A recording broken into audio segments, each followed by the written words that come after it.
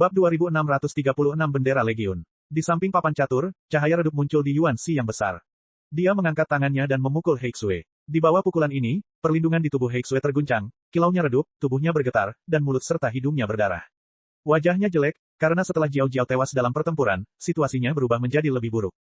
Kemanapun Lu Ye lewat, tidak ada seorang pun yang bisa menantangnya, dan batu hitam yang tak terhitung jumlahnya terpotong. Hal ini menyebabkan kekuatan keseluruhan Black terus melemah, sehingga memengaruhi serangan dan pertahanannya sebagai pemain catur.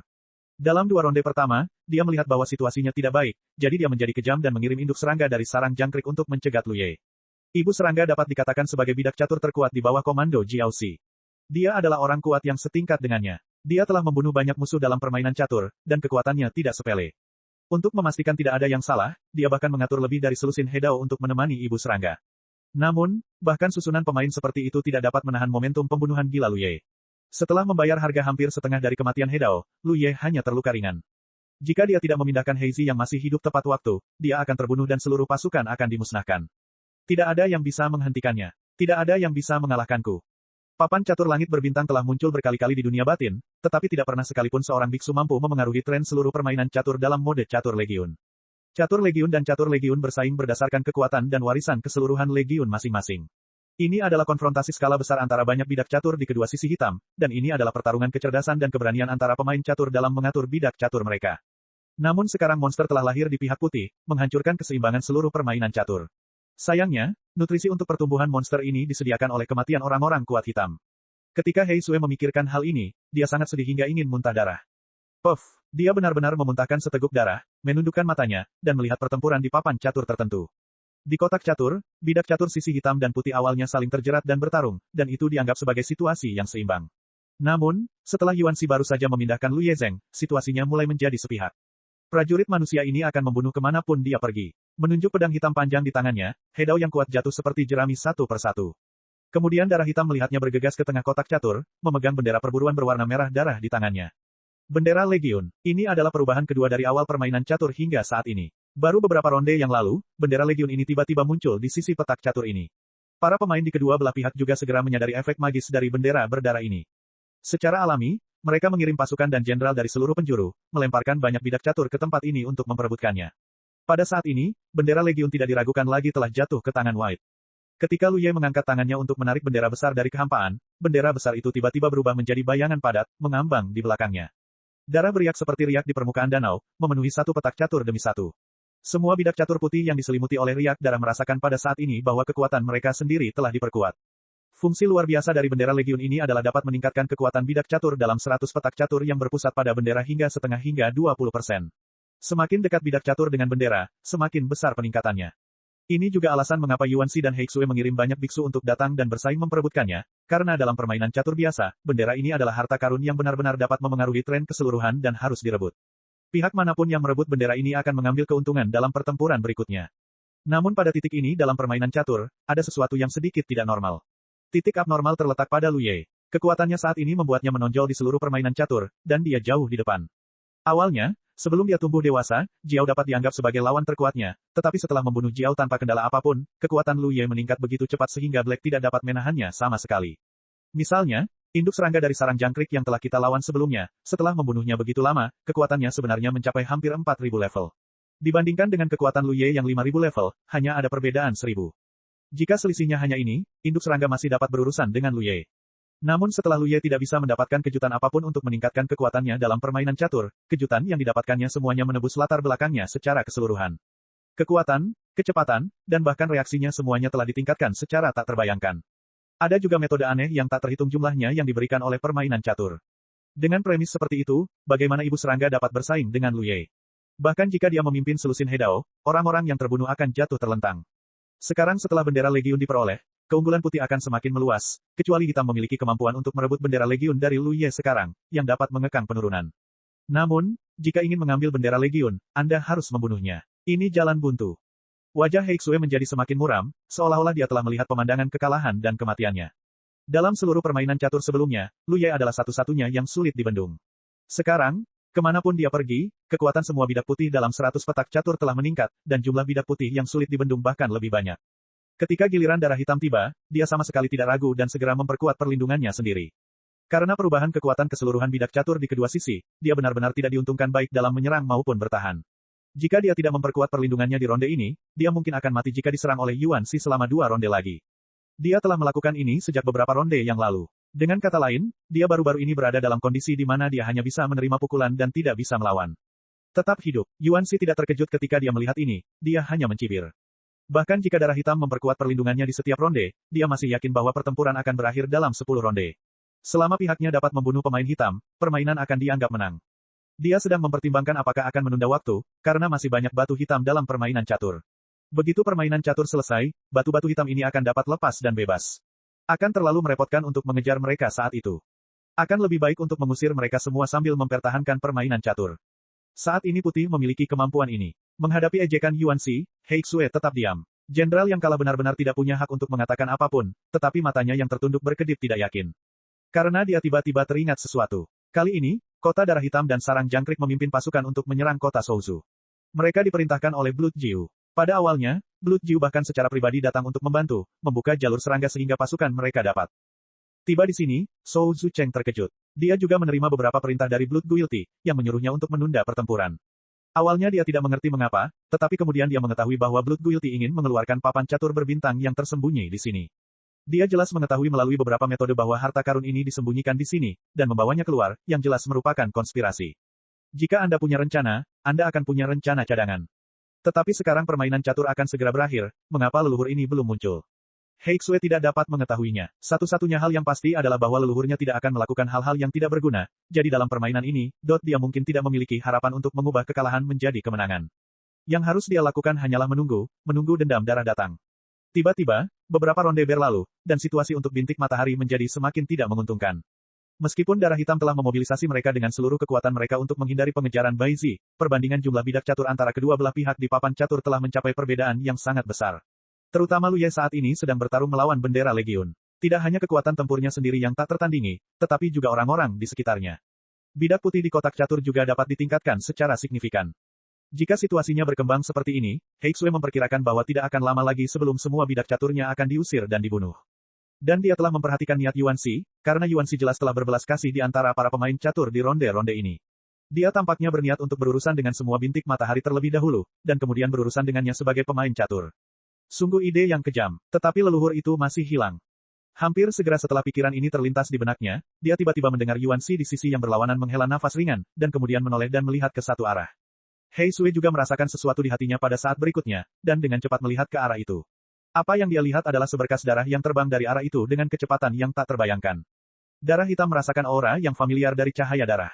Aku sangat senang. Kupikir itu benar. Leluhur itu benar-benar memiliki rencana cadangan. Dia tidak ragu untuk mengeluarkan banyak energi dan bahkan mengungkap keberadaan harta karun untuk memulai perang ini. Setelah papan catur langit berbintang diperkenalkan, bagaimana dia bisa melepaskannya? Sekarang dia ada di sini, dia pasti akan mengambil kesempatan ini untuk menaklukkan papan catur langit berbintang. Meskipun klan darah serangga dan sekutunya menderita kerugian besar dalam pertempuran ini, selama para leluhur dapat menang, mereka dapat menerima kerugian apapun, tidak peduli seberapa besar itu. Namun, yang membingungkan Heixue adalah aura leluhur itu sangat lemah, dan sepertinya ada sesuatu yang mengejarnya di belakangnya. Ini adalah, ekspresi Yuan Shi tiba-tiba menjadi serius, dan ada tanda peringatan yang kuat di dalam hatinya. Dia melihat sekeliling dan melihat kepala yang tidak dikenal terbang melewati darah. Itu benar-benar hanya kepala, tanpa apapun di bawah leher, tidak ada tubuh atau anggota tubuh. Biasanya, tidak mungkin untuk selamat dari cedera seperti itu, tetapi kepala itu jelas masih hidup, dan wajahnya dipenuhi dengan ekspresi yang sangat bersemangat, seolah-olah telah melakukan sesuatu yang sangat mengasyikkan. Darah yang disalahkan, raut wajah Yuan Shi berubah drastis. Meskipun itu hanya kepala, dia masih merasakan sedikit rasa bersalah karena darah. Sebelum pertempuran, Sue Jiu pernah bertindak sekali, dan Yuan Shi mengingat aura ini, jadi dia yakin bahwa penilaiannya benar. Orang yang datang adalah penguasa kota peminum darah, salah satu orang paling berkuasa di dunia. Dia segera menyadari bahwa ini adalah secercah jiwa darah yang disalahkan, yang bersandar pada vampir tertentu. Mengenai siapa vampir ini, dia tidak tahu karena dia belum pernah melihatnya. Jadi meskipun hanya ada satu kepala yang tersisa, masih ada kehidupan, karena ini adalah metode rasa bersalah karena darah. Tepat ketika Yuan Shi bertanya-tanya apa yang Sue Jiu coba lakukan, dia tiba-tiba merasakan bahwa ada niat membunuh yang dingin dan mengerikan mengikuti di balik kepala itu. Bahkan dengan tingkat kekuatan Yuan Shi, dia tidak bisa menahan diri untuk tidak menggigil setelah merasakan niat membunuh yang kuat. Bab 2637 menyalahkan darah memasuki permainan. Kepala yang melekat pada jiwa Blood Blame sedang diburu. Ide ini muncul di benaknya, dan Yuan Shi sangat terkejut. Anda harus tahu bahwa meskipun itu hanya seberkas jiwa, itu adalah jiwa salah satu orang paling kuat di dunia. Itu tidak dapat diganggu oleh sembarang orang. Siapa yang begitu berani dan memiliki kekuatan seperti itu? Sebelum dia bisa menyelesaikan pikirannya, Yuan Xi merasakan hawa dingin di sekujur tubuhnya, dan pikirannya sakit pada saat yang sama, seolah-olah dia telah ditusuk oleh jarum, karena setelah merasakan matanya yang mengintip, niat membunuh yang sangat murni benar-benar melukai jiwanya dari kejauhan. Mata Yuan Xi tiba-tiba melebar dan pupilnya mengerut. Harta karun. Orang yang memburu jiwa terbelah yang bersalah karena darah ternyata adalah harta karun. Ada erangan teredam, tetapi darah hitam keluar dari sisi yang berlawanan. Segera, ekspresinya tiba-tiba menjadi sangat tertekan, dan darah mengalir dari semua lubangnya. Orang ini jelas seperti saya, dan terluka oleh pikiran membunuh ketika dia memata-matai harta karun itu.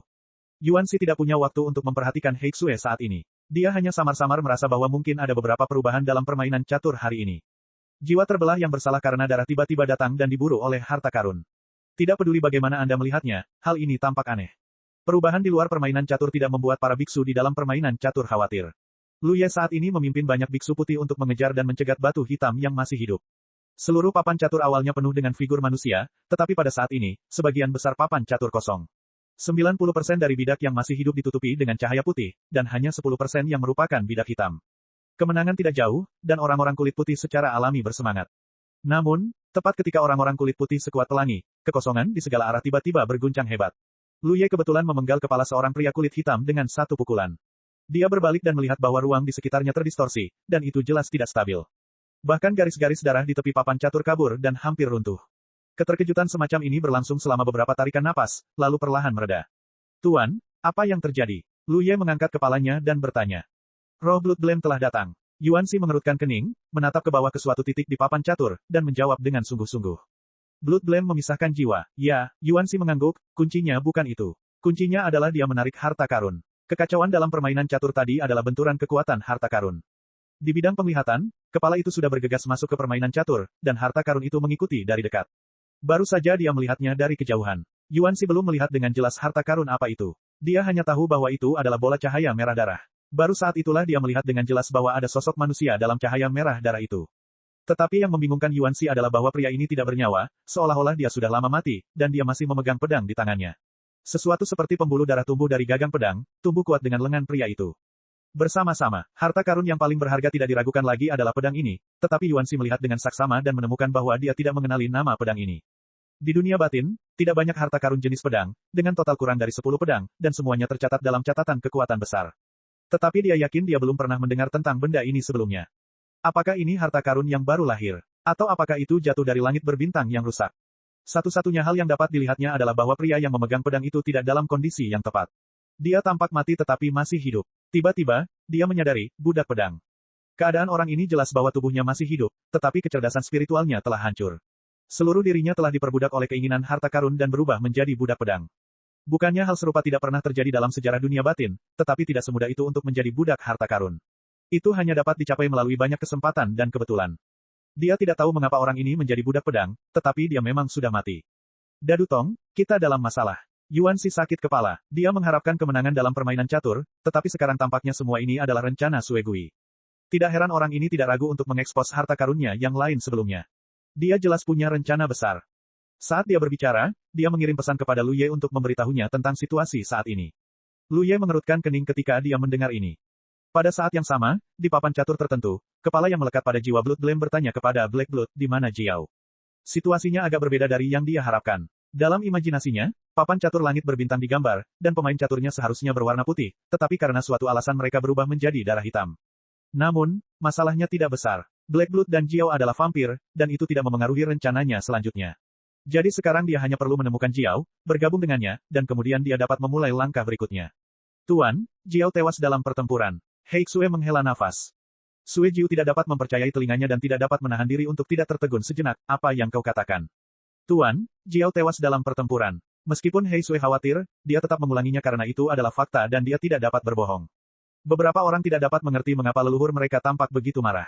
Memang benar bahwa leluhur selalu sangat optimis tentang Jiao, tetapi semua orang tahu bahwa leluhur memiliki temperamen yang dingin, dan bahkan keturunan langsungnya sering diabaikan olehnya. Sebuah preseden untuk membunuh dengan tangan sendiri. Sangat disayangkan Jiao tewas dalam pertempuran, tetapi itu seharusnya tidak cukup untuk membuat leluhur marah. Siapa yang bisa membunuhnya? Souzu. Sue Jiu sangat marah. Dalam rencananya, keberadaan Jiao atau Hei Sue sangat penting. Sekarang dia telah membawa budak pedang ke papan catur, jadi dia bisa. Saatnya untuk pindah ke langkah kedua. Jika tidak ada bidak catur yang cocok, bagaimana dia bisa melanjutkan? Rencananya gagal bahkan sebelum dimulai. Inilah alasan mengapa dia marah, bukan karena Jiao tewas dalam pertempuran. Itu bukan Sousu, dia prajurit manusia. Aku belum pernah melihatnya sebelumnya. Heixue menjawab dengan jujur. Bisakah seorang prajurit manusia yang belum pernah terlihat sebelumnya membunuh Jiao Jiao? Di dunia ini, jika 10 penguasa kota tidak mengambil tindakan, siapa yang bisa membunuhnya? Blood Guilty sangat marah karena Jiao Jiao telah pergi, jadi mengapa dia mengambil risiko sebesar itu? Itu akan menjadi tidak berarti. Tidak mudah baginya untuk melarikan diri sepenuhnya. Jika dia tidak berhati-hati, bagian jiwa ini pasti akan hilang. Untungnya, dia memiliki banyak metode dan akhirnya meninggalkan kepala, sehingga bagian jiwa itu dapat terus menempel dan bertahan. Sejauh ini, Heixue meneteskan keringat dingin. Dia belum pernah melihat Sue Jiu terlihat begitu marah. Dia tahu bahwa jika dia tidak memberikan penjelasan yang masuk akal, dia mungkin akan mati di tangan Yuan Shi hari ini, atau dia akan dibunuh oleh Sue Jiu nanti. Prajurit manusia itu aneh sekali. Dia tampaknya mendapat banyak kejutan dari permainan catur. Tuan, saya curiga dia hanya seorang Dao Fusion. Heixue melaporkan situasi Luye secara terperinci, dan melihat ekspresi Sue Jiu semakin suram. Merasa semakin tidak nyaman di dalam hatinya, omong-omong, Jiao mengatakan bahwa dia memiliki darah klannya sendiri dan sifat sucinya sangat kuat. Kekalahan Jiao pasti ada hubungannya dengan ini. Tiba-tiba mendengar ini, Sue Jiu terkejut, dia dari klan saya sendiri. Lalu mengapa Anda mengatakan dia dari klan manusia? Darah hitam menjelaskan, dia tidak memiliki karakteristik klannya sendiri, dan tampak seperti anggota klannya sendiri. Jiao mengatakan sifat sucinya sangat kuat. Ya, Jiao berkata bahwa kesucian ras manusia lebih kuat darinya dan dapat menekan garis keturunannya. Mata Sue Jiu tiba-tiba berbinar, di mana anak ini? Cepat bawa aku ke sana. Awalnya, situasinya sangat buruk, tetapi tiba-tiba ada kejutan seperti itu.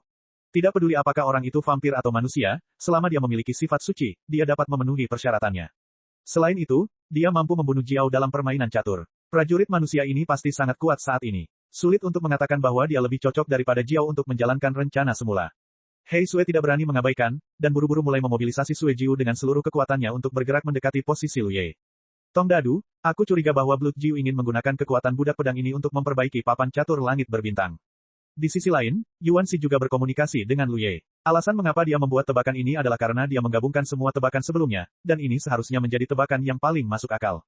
Kalau tidak, tidak akan ada alasan bagi Blood Guilty untuk mengeluarkan begitu banyak energi untuk mempromosikan pertarungan ini. Kau tahu, setelah ronde ini, belum lagi para biksu yang terbunuh atau terluka oleh Heizi, banyak kota Hedao saja mungkin akan menjadi rampasan perang bagi orang kulit putih. Kerugian yang mengerikan seperti itu tidak dapat diabaikan oleh kekuatan apapun.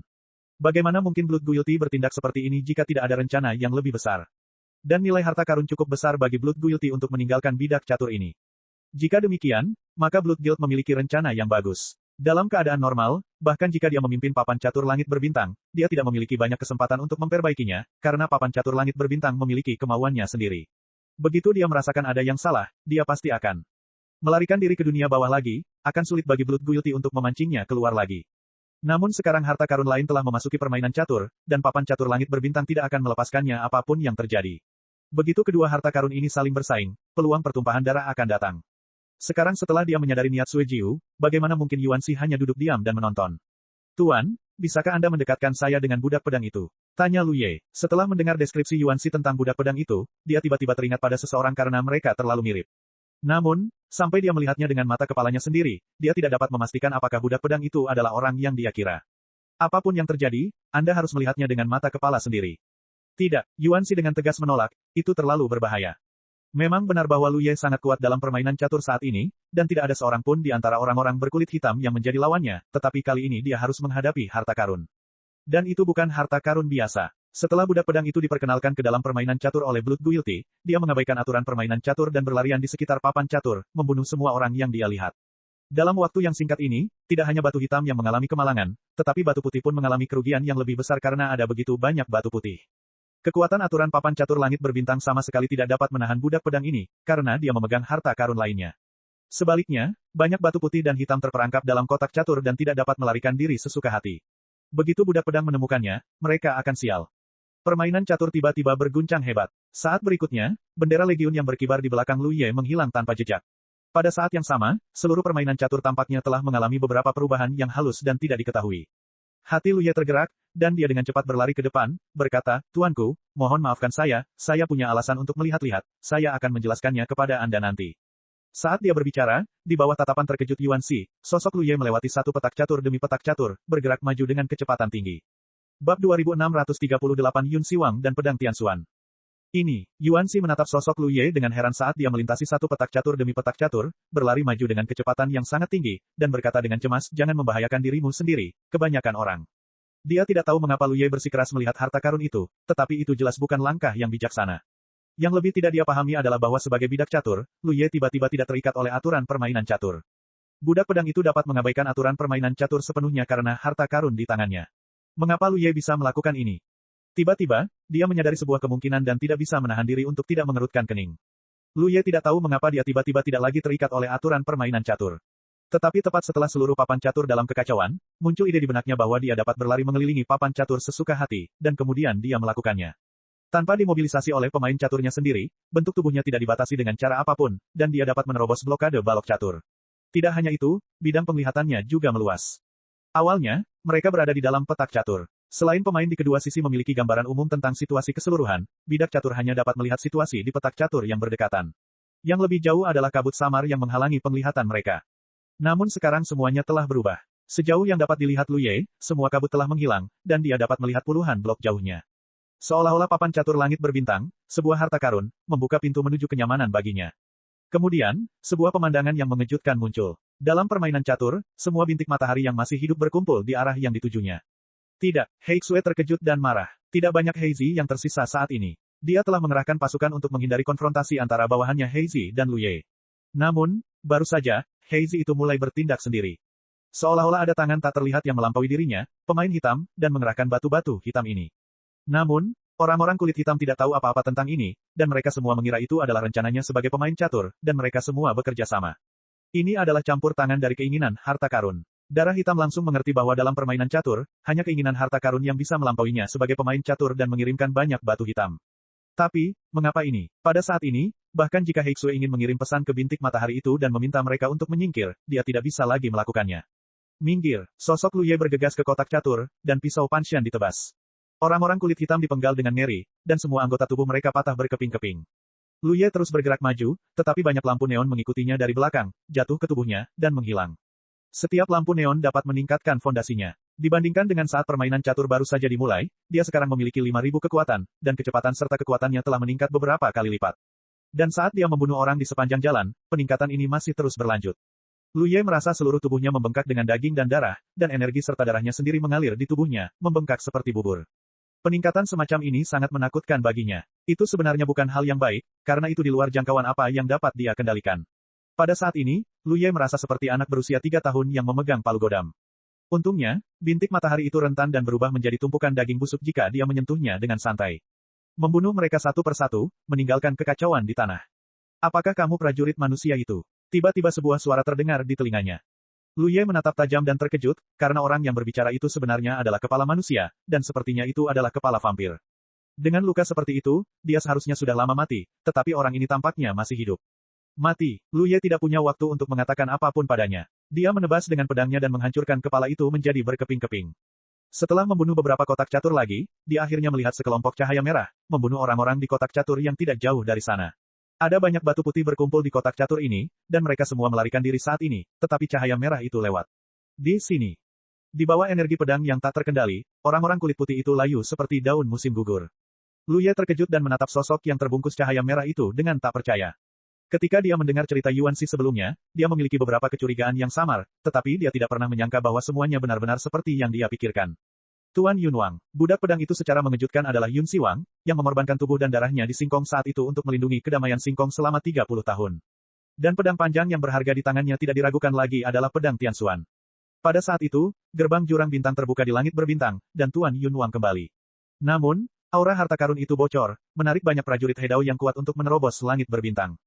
Gerbang jurang bintang itu dibuka oleh Yun Si Wang dari dunia batin. Dia lahir di langit berbintang dan memiliki hubungan yang tak terpisahkan dengan langit berbintang, jadi dia memiliki kesempatan untuk membuka gerbang jurang bintang. Tetapi dia segera menyadari bahwa dia telah membuat kesalahan besar, karena setelah gerbang jurang bintang dibuka, itu pasti akan membawa bencana besar ke langit berbintang.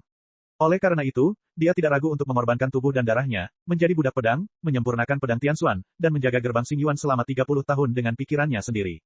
Dalam 30 tahun terakhir, Lu Ye meminjam kekuatan mayat leluhur darah dan memobilisasi kekuatan Gunung Fangchun untuk menyegel gerbang jurang bintang dan menyelesaikan bencana ini.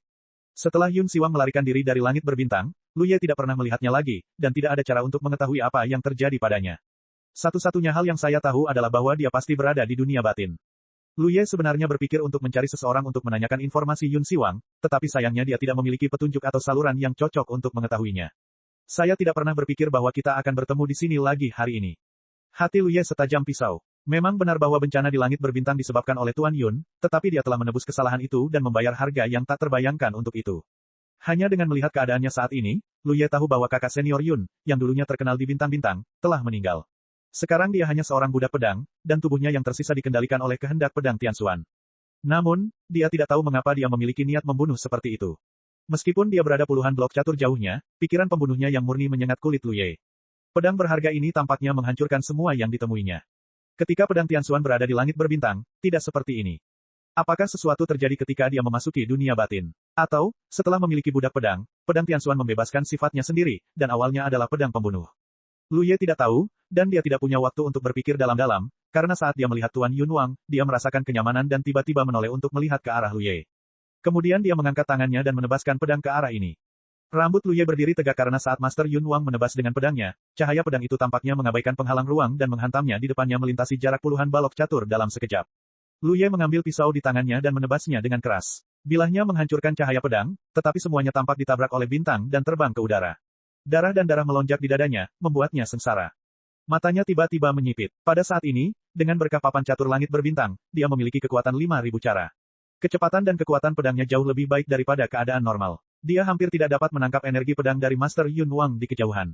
Dia segera menyadari ketidakberdayaan bintik matahari sebelumnya yang dihadapinya. Sebelum Lu Ye sempat menstabilkan tubuhnya, Lu Ye merasa seperti sedang sekarat, karena di sudut pandangannya, Yun Siwang, yang masih puluhan blok jauhnya, mengikuti energi pedang dan terbang di depannya. Pedang Tianxuan menembusnya dengan lurus. Tidak ada bunyi lonceng dan peluit, hanya tusukan lurus sederhana, tetapi Lu Ye merasa bahwa dia tampaknya tak terhentikan, karena saat Tuan Yun Wang menghunus pedangnya, Lu Ye jelas merasa bahwa inderanya terganggu. Terdengar suara berdenting, dan api meledak. Dia akhirnya menangkis pedang itu dengan pedangnya di saat-saat terakhir, tetapi seluruh tubuhnya terhempas. Niat membunuh yang murni dan ekstrim menyelimutinya seperti zat, membuatnya menggigil di sekujur tubuh. Yun Siwang mengikutinya seperti bayangan. Pedang di tangannya terkadang cepat dan terkadang lambat. Darah mengalir deras, dan dalam sekejap, Lu Ye merasa seperti dipenuhi luka. Rasa krisis hidup dan mati yang kuat tiba-tiba melanda seluruh tubuhnya. Di bidang penglihatannya, pedang Tianxuan melesat lurus ke arah kepalanya. Pada saat ini, Lu Ye mengangkat seluruh tubuhnya ke belakang, dan seluruh tubuhnya terguncang oleh kekuatan. Tidak ada kemungkinan untuk menghadapinya. Hukum dan perintah tidak dapat ditembus. Dia menggertakkan giginya dan berteriak. Saat berikutnya, lapisan cahaya tebal menyelimuti seluruh tubuh. Itu adalah kejutan tambahan setelah membunuh musuh. Lu Ye tidak perlu menggunakannya saat menghadapi bintik matahari itu sebelumnya, tetapi sekarang menghadapi Yun Siwang, tidak perlu lagi menggunakannya. Jika Anda tidak menggunakannya, Anda harus menunggu untuk mati. Dengan suara keras, lapisan perlindungan tebal ini hancur pada saat berikutnya. Lu Ye merasakan sedikit sakit di dahinya, dan lubang darah muncul di dahinya. Darah mengalir di pipinya, membuatnya tampak sangat ganas. Namun berkat lapisan perlindungan itu, dia lolos dengan tipis. Bukan lawan, bahkan jika dia menerima banyak berkah dari papan catur langit berbintang saat ini, dia masih bukan tandingan Yun Siwang. Kekuatan Yun Siwang saat ini memberinya perasaan berdiri tegak di atas gunung. Bagaimana bisa hal ini terjadi? Dia datang untuk menyelidiki, tetapi sebenarnya dia hanya ingin melihat apakah budak pedang ini adalah Tuan Yun Wang, tetapi hanya sekilas dari kejauhan menyebabkan serangan Tuan Yun yang tak henti-hentinya. Dapat dirasakan dengan jelas bahwa Yun Siwang benar-benar ingin membunuhnya, atau dengan kata lain, itu adalah kehendak pedang Tianxuan yang ingin membunuhnya, karena Yun Siwang tidak memiliki pikirannya sendiri saat ini, dan semua yang dimilikinya adalah kehendak harta karun. Dalam kendali, Lu Ye tidak dapat mengetahui alasannya. Tidak peduli apa, dia dan pedang Tianxuan berasal dari langit berbintang yang sama. Bahkan jika mereka tidak memiliki banyak kontak sebelumnya, harta karun ini seharusnya tidak melakukan ini padanya. Bagaimanapun juga, kita adalah saudara sebangsa. Satu-satunya hal yang membuat Lu Ye senang adalah dia hampir tidak memiliki kualifikasi untuk mengganggu Yun Siwang, jika tidak, jika dia membiarkannya terus membunuh di papan catur, dia tidak tahu berapa banyak bidak putih yang akan menderita. Namun, melanjutkan seperti ini bukanlah suatu pilihan. Meskipun dia sekarang memenuhi syarat untuk bergerak bebas dalam permainan catur, dia tidak dapat melarikan diri dari permainan catur ini, karena jika dia melakukannya, kekuatannya akan terpukul kembali ke bentuk aslinya dalam sekejap, dan dia akan mati lebih cepat. Ketika dia terjerat dengan Yun Siwang, dia terus mengirimkan pikiran spiritual, mencoba membangunkannya, tetapi tidak peduli seberapa keras dia mencoba, Yun Siwang tidak merespons sama sekali. Bab 2639 mencari kulit dari harimau. Setiap kali pedang itu beradu, Lu Ye merasa sangat tidak nyaman. Meskipun Yun Siwang adalah seorang budak pedang, ia memiliki kultivasi Tao yang baik dan fondasi yang baik. Sekarang tubuhnya dikendalikan oleh kehendak pedang Tianxuan, dan diberkati oleh kekuatan harta karun, ia penuh dengan kekuatan. Mungkin sekuat 10 penguasa kota teratas. Di sisi lain, Lu Ye, meskipun ia memiliki banyak kekuatan yang kuat, sulit untuk menggunakannya sama sekali karena ia hanya menggabungkan Tao. Nak, kau akan mati, apakah kau ingin bantuan? Lu Ye sedang berjuang untuk menahan serangan keras Yun Siwang, ketika sebuah suara tiba-tiba muncul di benaknya. Ia terkejut, dan responsnya terlalu lambat, dan pedang Tianxuan menusuk dadanya. Ia menendang dan mengenai Master Yun Wang di perut bagian bawah. Rasanya seperti aku ditendang pada pelindung yang sangat kokoh, dan telapak kakiku sakit, tetapi setidaknya aku menggunakan kekuatan kejutan balik untuk membuka jarak antara aku dan Yun Siwang. Tubuhnya tersapu, dan pada saat yang sama dia memisahkan jejak pikirannya dan membenamkan dirinya di lautan dewa. Setelah menyelidiki, Lu Ye bahkan lebih terkejut. Hanya karena ada jiwa tambahan di lautan dewanya. Itu seharusnya vampir. Lu Ye belum pernah melihat vampir ini sebelumnya, dan dia tidak tahu kapan dia menerobos lautan dewanya. Sebelum dia mengeluarkan suara, dia sama sekali tidak menyadarinya. Penguasa kota peminum darah, bersalah darah. Lu Ye merasa terkejut dan langsung menebak identitas pihak lain. Orang yang bisa bersembunyi begitu diam-diam dari persepsinya dan menerobos lautan dewanya pasti bukan orang yang tidak dikenal. Orang Hedao biasa tidak memiliki kemampuan ini. Hanya 10 penguasa kota teratas dengan latar belakang yang kuat dan berbagai metode yang dapat memiliki metode seperti itu. Yuan Xi juga mengatakan tadi bahwa kutukan darah menarik Yun Siwang dan pedang Tianxuan. Lu Ye sebenarnya telah berjaga-jaga terhadap penguasa kota 10 teratas ini dan tidak melihatnya. Sekarang dia tahu bahwa dia telah menangkapnya tanpa menyadarinya. Itu benar, dia tiba-tiba teringat bahwa dia baru saja memenggal kepala orang asing. Saat itu, sepertinya ada sesuatu yang tidak normal di lautan dewa. Hanya saja dia sedang memikirkan hal-hal lain saat itu dan mengabaikannya. Dari sudut pandang ini, pada saat itulah Blood Glam menyerbu lautan jiwanya. Itu aku, Sue Jiu tersenyum bangga, sulit untuk memisahkan jiwa. Lu Ye mendengus dingin, siap mengaktifkan kekuatan pohon bakat untuk memurnikan orang ini. Harus kuakui bahwa metode Blood Guilty sangat pintar, tetapi ini adalah lautan dewanya, dan yang datang hanyalah secercah jiwa. Lu Ye percaya bahwa di bawah kekuatan pohon bakat, orang ini pasti akan mati. Dia tidak ingin berurusan dengan Blood Guilty, dan berurusan dengan Master Yun adalah hal terpenting saat ini. Namun, tepat ketika dia akan melakukan ini, sesuatu tiba-tiba bergerak di dalam hatinya dan dia bertanya dengan suara yang dalam, apa yang ingin kamu lakukan? Pertarungan ini penuh dengan keanehan. Dilihat dari situasi saat ini, Sue Jiu telah lama mengetahui bahwa papan catur langit berbintang disembunyikan di sini, jadi dia menghabiskan banyak uang. Menyerang kota Souzhou hanyalah kepura-puraan, dan tujuannya adalah untuk mengeluarkan papan catur langit berbintang. Namun, setelah menarik papan catur langit berbintang, dia sebenarnya menarik pedang Tianxuan. 10 penguasa kota teratas pasti punya rencana untuk bertindak seperti ini. Yuan Xi hanya menebak bahwa Sue Jiu ingin menggunakan kekuatan pedang Tianxuan untuk memperbaiki papan catur langit berbintang, tetapi sekarang tampaknya bukan itu masalahnya. Tiba-tiba, Lu Ye tiba-tiba menyadari, tujuanmu yang sebenarnya adalah pedang Tianxuan. Dia tidak ingin menggunakan kekuatan pedang Tianxuan untuk menyempurnakan papan catur langit berbintang.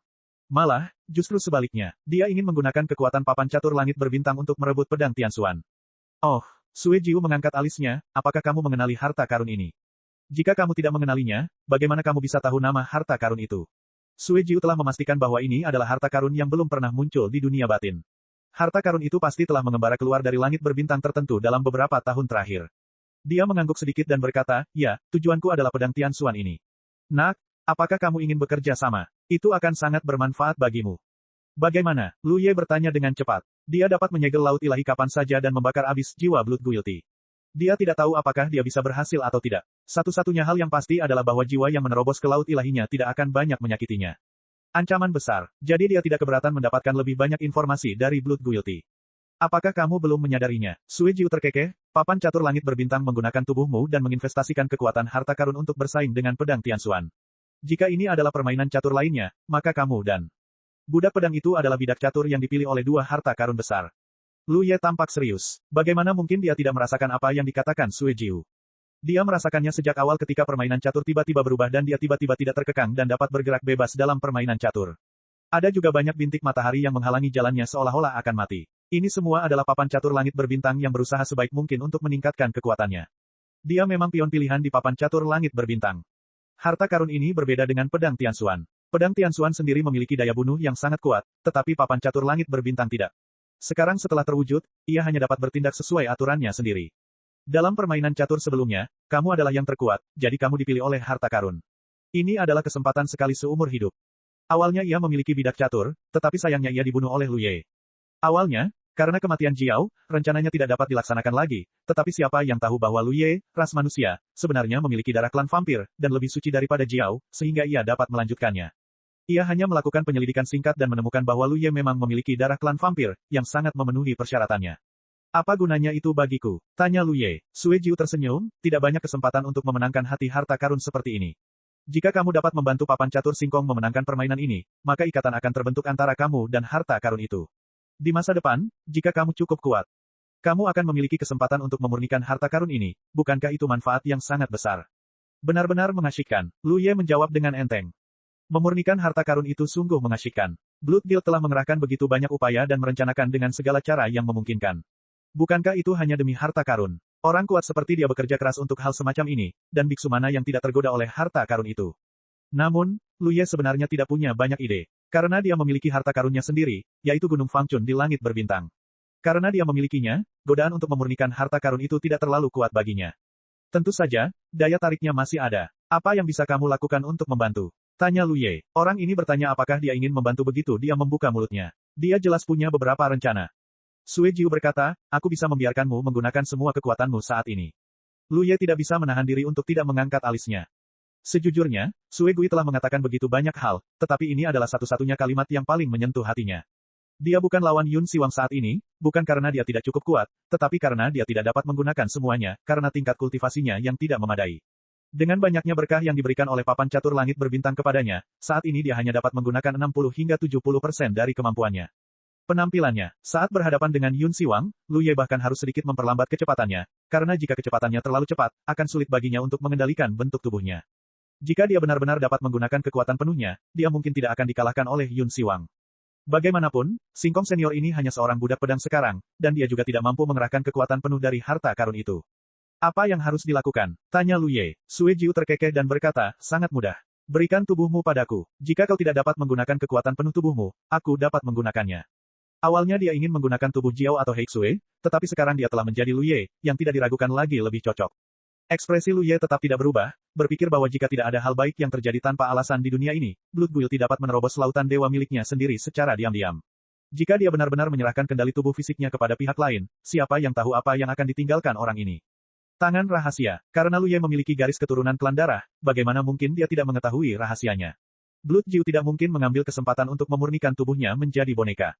Tidak mungkin. Dia menolak dengan tegas. Haha, itu bukan terserah padamu. Sementara Sue Gui berbicara dan tertawa, tubuh jiwanya tiba-tiba mengembang, dan dalam sekejap dia berubah menjadi raksasa yang berdiri tegak dan tinggi, dan dia mengangkat tangannya untuk meraih Lu Ye. Karena dia telah menyerbu lautan dewa Lu Ye, bagaimana mungkin dia tidak sepenuhnya siap? Dia telah menanam banyak cara ketika mengobrol dengan Lu Ye tadi. Ini lautan jiwaku, beraninya kau bertindak begitu sombong. Lu Ye sangat marah, kekuatan jiwanya melonjak, dan ombak menyapu dirinya. Namun, hanya dengan jentikan kutukan darah yang besar, lautan jiwa yang bergolak itu tiba-tiba menjadi tenang, dan pada saat yang sama, lapisan darah memenuhi lautan jiwa. Apa yang kau lakukan? Lu Ye tampak panik, karena pada saat itu, jiwanya tampaknya berada di bawah pengekangan yang sangat besar, dan dia menyaksikan dengan tak berdaya ketika Blood Guild meraihnya dengan tangannya yang besar. Jangan melawan, aku hanya meminjamkan tubuhku kepadamu. Tunggu dan lihat saja, aku akan melepaskanmu ketika aku merebut pedang Suan. Sue Jiu meraih Lu Ye, memikirkannya dan menghiburnya. Dia berkata, nak, kau harus memikirkannya seperti ini. Jika aku tidak bertindak, dengan metodemu saat ini, kau akan mati oleh pedang budak pedang itu cepat atau lambat. Oleh karena itu, hanya jika aku bertindak, kau bisa memiliki kesempatan untuk bertahan hidup. Aku dan kau. Kerja sama akan menguntungkan kedua belah pihak. Alis Lu Ye berkerut, seolah-olah dia sedang mempertimbangkan. Blood Guilty berkata dengan sungguh-sungguh dan menggoda, tentu saja, jika kau bersikeras untuk menolak, aku tidak keberatan menghancurkan jiwamu sekarang, tetapi jika kau melakukan ini, tidak ada kemungkinan terjadi kecelakaan. Kecuali jika benar-benar diperlukan, aku tidak ingin melakukan ini. Apakah kau mengerti? Tanda tanya petik 2. Dia tampak sungguh-sungguh dan tulus, dan perjuangan Lu Ye sedikit melemah. Setelah mengatakan ini, jika kau masih tidak mengerti, maka jangan salahkan aku karena tidak kenal ampun. Sue Jiu mendengus dingin dan mengeluarkan ultimatum. Lu Ye kemudian menggertakkan giginya dan berkata, baiklah, aku akan menyerahkan kendali tubuh fisikku kepadamu, tetapi kamu harus berjanji bahwa kamu akan pergi setelah mengambil pedang Tianxuan. Hehehe, Sue Jiu terkekeh, tentu saja, jangan khawatir tentang ini, aku masih tidak peduli dengan tubuhmu. Aku punya satu pertanyaan terakhir, kata Lu Ye. Bicaralah, Yang Mulia sangat kuat, mengapa kamu tidak datang ke sini secara langsung? Jika demikian, bukankah akan lebih mudah untuk merebut harta karun itu? Sue Jiu awalnya tidak ingin memperhatikan masalah ini, tetapi mengingat bahwa dia akhirnya akan menggunakan tubuh Lu Ye, dia dengan enggan menjelaskan, misalnya, aku dan 10 ahli tingkat penguasa kota teratas lainnya ditatap oleh banyak pasang mata setiap hari. Jika aku benar-benar datang ke sini, aku takut itu akan segera memengaruhi badai besar. Bab 2640 Sarang Phoenix. Sue Jiu mengatakannya dengan cara yang halus, tetapi Lu Ye mengerti. Orang ini sedang diawasi oleh beberapa orang kuat dan wujud aslinya tidak berani keluar sesuka hati. Cukup mengobrol, silakan pergi dengan tenang.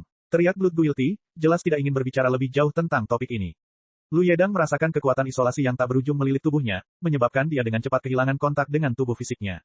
Perasaan ini sangat aneh. Dia sekarang seperti orang luar, hidup dalam tubuhnya sendiri, tetapi tidak dapat mengendalikan tubuhnya. Ini jelas karena Blood Guild telah menggunakan beberapa metode. Untungnya, hubungan antara dia dan pohon bakat tidak terputus, yang memberinya ketenangan pikiran. Selama dia masih terhubung dengan pohon bakat, dia dapat mengambil kembali kendali atas tubuhnya kapan saja.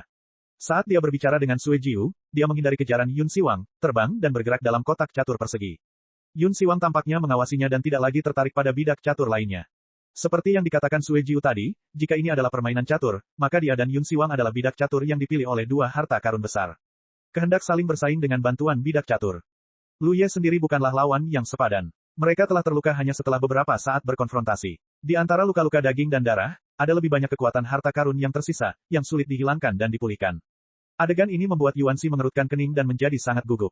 Pada titik ini dalam permainan catur, dia, sebagai pemain catur, tidak memiliki banyak ruang untuk tampil, karena seluruh permainan catur berada di luar kendali pemain. Saat menonton, dia tiba-tiba menyadari bahwa awan kabut darah meletus dari tubuh Lu Ye. Kecepatan tubuhnya yang sudah tidak normal meningkat tajam, matanya berubah menjadi merah tua, dan bahkan rambut hitamnya menari-nari dengan darah. Suasana di sekitarnya berubah drastis. Rasa bersalah karena darah. Ekspresinya menjadi gelap. Dia sudah menyadari apa yang dialami Lu Ye. Dia merasa patah hati, tetapi tidak berdaya untuk melakukan apapun. Ini benar-benar perpaduan Tao. Di sisi lain, Lu Ye berseru. Setelah sepenuhnya mengendalikan tubuh fisik Lu Ye, Blood Jiu memperoleh wawasan tentang semua detail tubuh ini. Ketika Hei Sue mengatakan bahwa dia menduga Lu Ye adalah Dao Fusion, dia tidak begitu mempercayainya. Lagi pula, bagaimana mungkin seorang Rongdao membuat gebrakan besar dalam permainan catur, dan bahkan memiliki kemampuan untuk membunuh Jiao. Namun sekarang dia yakin bahwa Lu Ye benar-benar seorang Rongdao. Semakin dekat Anda merasakannya, semakin Anda terkejut. Karena dia menemukan bahwa semua tulang dalam tubuh ini sebenarnya adalah tulang Tao. Meskipun menyatu dengan Tao, fondasinya sangat kuat sehingga tidak banyak Hedao yang dapat menandinginya. Bagaimana ini dipraktikkan? Tubuh macam apa ini? Tidak heran dia memiliki kemampuan untuk membunuh Jiao. Dengan fondasi dan kultivasi seperti itu, dia benar-benar memiliki banyak hal untuk ditawarkan di papan catur langit berbintang. Orang ini Jiao meninggal dengan agak tidak adil. Namun berkat kematian Jiao dalam pertempuran, jika tidak, dia tidak akan pernah memiliki kesempatan untuk memiliki tubuh fisik seperti itu. Ini adalah harta karun. Jika dia dapat memurnikannya menjadi boneka, dia pasti akan tumbuh menjadi orang kuat di level 10 penguasa kota teratas di masa depan. Tidak mungkin dia bisa mengembalikannya.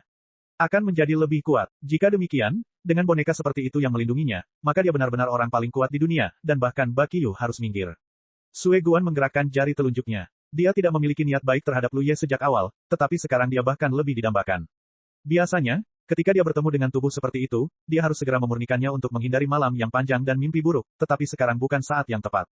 Dia harus menyelesaikan masalah yang mendesak terlebih dahulu. Tiba-tiba, lautan darah menyebar, dan darah kental memenuhi udara ke segala arah. Blood Guild mencibir, ayo bertarung lagi. Bentuk tubuhnya tiba-tiba berubah menjadi garis darah, menghindari cahaya pedang yang datang dari kejauhan dari Master Yun. Dia mengangkat tangannya dan mengeluarkan pedang Panshan dari pinggangnya. Dia mendekat seperti hantu dan menebas dengan tebasan yang ganas. Bola cahaya meledak keluar dari pedang Tianxuan, dan cahaya pedang menyapu keluar. Saat pedang bertabrakan, lingkaran cahaya yang terlihat oleh mata telanjang melonjak ke segala arah, menghantam lautan darah. Jika Lu Ye yang bertanggung jawab atas tubuh fisiknya, lautan darah akan bergolak dan sulit untuk distabilkan saat ini. Namun, lautan darah ini disebarkan oleh kesalahan darah, dan itu sangat besar. Dampaknya tidak menyebabkan banyak riak di lautan darah. Pedang dan pedang berkelebat liar, dan kedua sosok itu bergerak dan berbenturan di lautan darah. Setiap pukulan seperti tabrakan bintang, mengaduk energi ke segala arah.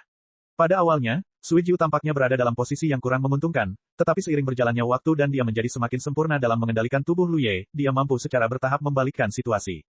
Lu Ye melekat pada tubuhnya dan melihatnya dengan kagum. Dia layak menjadi salah satu dari 10 penguasa kota teratas. Meskipun dia hanya sebagian kecil dari jiwanya, dia masih orang yang kuat di level itu. Blood Guilty benar-benar dapat mengeluarkan semua kekuatan tubuh fisiknya. Tidak seperti tadi, saat dia mendapatkan berkah yang kuat dari sebuah harta karun, dia seperti anak berusia 3 tahun yang memegang palu godam. Tidak hanya itu, kendali Sue Jiu atas lautan darah juga berada di puncaknya. Selama konfrontasi dengan Yun Siwang, banyak seni darah berada di ujung jarinya. Seringkali mantra darah yang sangat sederhana akan efektif di tangannya. Beberapa efek ajaib menetralkan serangan keras Guru Yun. Banyak wawasan di hati Lu Ye terus bermunculan seperti rebung setelah hujan. Hanya dalam waktu singkat, dia menemukan bahwa pemahamannya tentang jalur darah telah meningkat ke tingkat yang baru.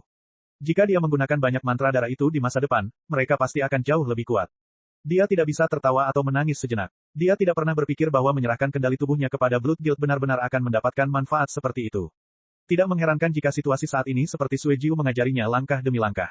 Jika Lu Ye masih tidak bisa mempelajarinya, itu memalukan. Sue Jiu sekarang adalah orang terkuat di seluruh klan vampir. Bahkan orang seperti Jiao jarang sekali mendapatkan bimbingan pribadi dari Sue Jiu saat dia masih muda. Sejujurnya, ini bisa dianggap sebagai takdir. Kekuatan yang ditunjukkan oleh Sue Jiu dan Yun Siwang saat ini tidak tertandingi oleh He Dao biasa. Kesempatan untuk menyaksikan pertempuran secara mendalam bukanlah sesuatu yang bisa Anda dapatkan begitu saja. Hanya Lu Ye yang merasa sedikit ragu dalam hatinya. Dia tidak tahu bagaimana cara menyelesaikan keadaan Yun Siwang.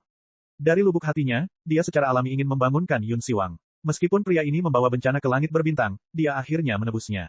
Jika dia tidak mengorbankan darahnya sendiri untuk menjadi budak pedang dan menjaga gerbang Xingyuan selama 30 tahun. Lu Ye tidak punya waktu untuk menggunakan daging leluhur darah untuk mengaktifkan kekuatan Gunung Fangchun untuk memblokir gerbang jurang bintang. Namun, Lu Ye sendiri tahu bahwa Yun Siwang sudah mati. Pada saat ini, tubuh budak pedang itu tidak memiliki kesadaran dan tidak mungkin untuk dibangunkan. Segala sesuatu tentangnya dikendalikan oleh kehendak pedang Tianxuan. Jadi cara terbaik adalah membantunya melarikan diri. Kalau dipikir-pikir, jika Tuan Yun Wang masih waras, dia tidak akan mau terus-terusan menjadi budak pedang. Saat ini, sepertinya Sue Jiu punya kemungkinan untuk mencapainya, tetapi tujuan Sue Jiu adalah merebut pedang Tianxuan, yang juga bukan yang ingin dilihat Lu Ye. Dendamnya terhadap para vampir berawal di Kyushu, lalu berlanjut ke langit berbintang dan kemudian ke jurang bintang. Sebagai penguasa kota peminum darah, Sue Jiu sudah cukup kuat. Jika dia bisa mendapatkan harta karun pembunuh seperti pedang Tianxuan, dia pasti akan menjadi lebih kuat. Lu Ye tentu tidak ingin pedang Tianxuan jatuh ke tangannya. Melihatnya sekarang, satu-satunya pilihan adalah membiarkan Blood Guilty bekerja sendiri, menunggu kesempatan, dan memikirkan cara untuk merusak perbuatan baiknya. Setelah mengambil keputusan, Lu Ye berhenti berpikir dan membenamkan dirinya dalam menonton pertempuran. Meskipun Sue Jiu adalah vampir, dia menggunakan lebih dari sekadar keterampilan darah dalam pertempuran ini dengan Yun Siwang. Dia juga tampaknya memiliki pencapaian yang sangat tinggi dalam seni pedang. Dia sering mencapai puncak keterampilannya hanya dengan satu serangan, yang sangat menginspirasi Lu Ye. Ketika perang di sini sedang berlangsung, di suatu tempat di dunia batin.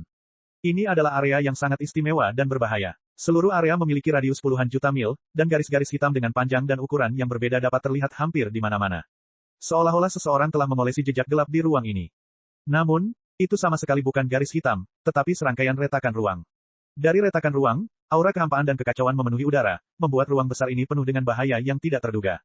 Bahayanya sebenarnya bukanlah retakan spasial yang terlihat oleh mata telanjang. Malah, ada lebih banyak retakan spasial yang tidak terlihat oleh mata telanjang, dan itulah bahaya yang sebenarnya. Karena itu, kekosongan ini telah menjadi area terlarang bagi hampir semua makhluk di seluruh dunia batin, karena hampir tidak ada yang bisa menjamin bahwa mereka dapat keluar hidup-hidup jika mereka menerobos masuk ke tempat ini. Namun, hari ini, ada kota He Dao kecil yang berkeliaran di sini tanpa rasa takut. Sekilas, kota He Dao tampak sangat bobrok, dan tidak banyak bangunan di kota itu. Hanya di tengah kota, ada singgasana kerangka. Di singgasana itu, ada sosok yang menjulang tinggi duduk tegak, berdiri di depan gunung Yuanting, dengan pedang besar miring. Tanah diletakkan di sebelahnya, dan kecemerlangan bersinar dari waktu ke waktu, dan energi pedang menyapu keluar darinya. Setiap energi pedang menghancurkan celah spasial yang menghalangi bagian depan kota, memungkinkan kota He Dao lewat tanpa hambatan. Kota He Dao kecil, tetapi kecepatannya sangat cepat. Ia dapat menempuh jarak ribuan mil dalam sekejap mata. Banyak celah ruang yang dilewatinya di sepanjang jalan tidak menimbulkan ancaman apapun. Hingga suatu saat, kota He Dao pecah menjadi tanah kosong. Kita di sini. Sebuah suara datang dari pedang raksasa itu. Sosok yang berdiri di atas tahta, memegang pipinya dengan tangannya, perlahan membuka matanya.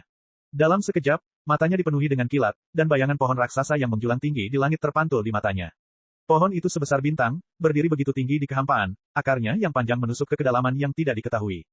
Di atas kanopi, ada sosok-sosok besar dan cantik terbang, seolah-olah mereka menyadari kedatangan kota kecil itu. Satu demi satu, sosok-sosok cantik itu jatuh ke kanopi dan menghilang, seolah-olah mereka menghindarinya. Sosok-sosok cantik. Itu jelas burung phoenix dengan warna yang berbeda. Tempat burung phoenix kembali adalah sarang burung phoenix. Feng Chao terkenal, tetapi hanya sedikit orang di dunia yang dapat melihatnya dengan mata kepala sendiri. Tidak seperti 10 kota He Dao lainnya, yang memiliki banyak lampiran, Feng Chao adalah pohon Tai Chu Hutong. Hanya anggota klan Feng yang dapat menghuninya, dan 10. Di kota He Dao, Feng Chao memiliki anggota paling sedikit karena klan Feng memiliki sangat sedikit orang. Tetapi tidak ada yang pernah memandang rendah mereka karena sedikit anggota mereka, karena klan Phoenix cukup kuat. Selain itu, klan Phoenix dan klan Naga memiliki hubungan yang sangat dekat, dan mereka dapat menerima dukungan dari kota Naga kapan saja dan di mana saja. Cek. Rakan-rakan kultivator sekalian, sebelum retret, sila terus berkultivasi untuk jurus subscribe, like, share dan komentar agar sekte novel Sadim terus berkembang pesat.